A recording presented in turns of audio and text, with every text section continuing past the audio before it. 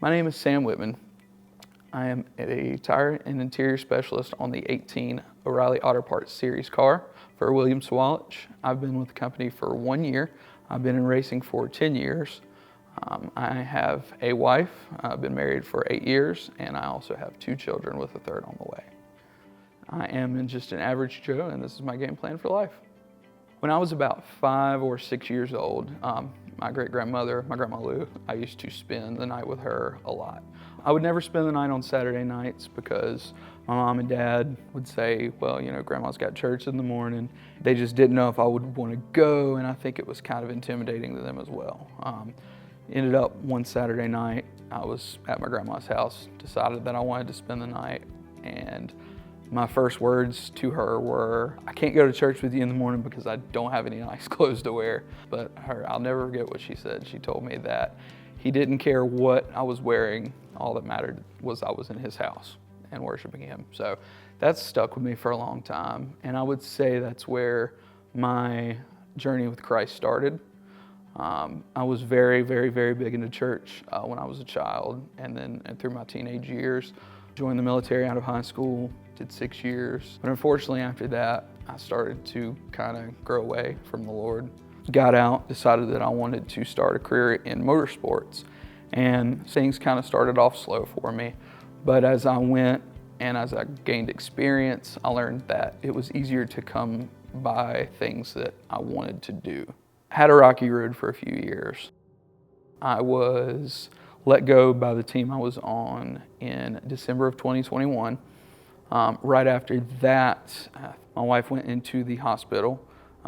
This was during the time when COVID was still running rampant. And unfortunately, her oxygen just kept dropping. Finally, they ended up having to move her to the ICU. And she was in the COVID ICU for, I want to say, 11 days. That whole time period is kind of a blur. But one thing that, once she was admitted into the hospital, it didn't really seem like as big of a deal. But once she hit that point where they said, all right, we're moving her to the ICU, it was in the middle of the night. And I just remember being in the house by myself, getting ready. All I could tell myself was, God's got us. That's it. And I said it over and over and over and over again. And that's it. That's all I could say. I couldn't say anything else. We were only able to see her 2 hours a day, and things got pretty bleak at a certain point. But the thing that kept us all strong during the whole process was our faith. Especially for her, honestly, not as much for me. I talked to him every day, and obviously I begged him, you know, for her health and for her to get better. But other 22 hours of the day, she wasn't asleep, or other than the 2 hours we were able to be there with her. She just sat and talked to God. She talked to him, sang praise, worship music the entire time. I know how tough it was for us, but I can't imagine how hard it was, how difficult it was to be in that situation and be all alone in something like that. So after being in the COVID ICU for 11 days, we finally got the news, you know, she started doing better, and, you know, she was kind of stabilizing. And we're just kind of, you know, we're thinking and praying every day, constantly. I talk to God more than I talk to anybody else during that time period, which is how it should always be.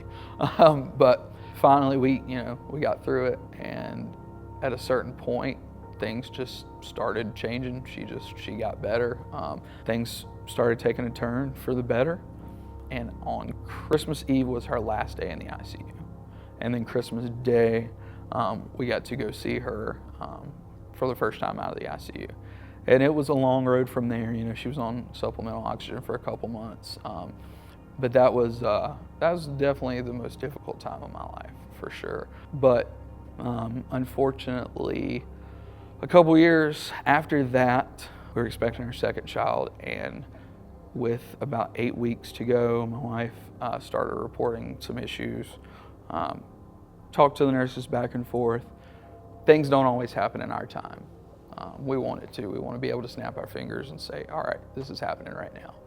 But unfortunately, it doesn't always work like that. And unfortunately, it got to a point where we lost our child. So at that point, it's kind of like you get to where you're like, all right, I feel like I'm down here again. You know what? Let's go. Like, pick me up, God. again, not a fun time in life. After that, we ended up having our second child. We got back in church probably a year or two after my wife got out of the hospital.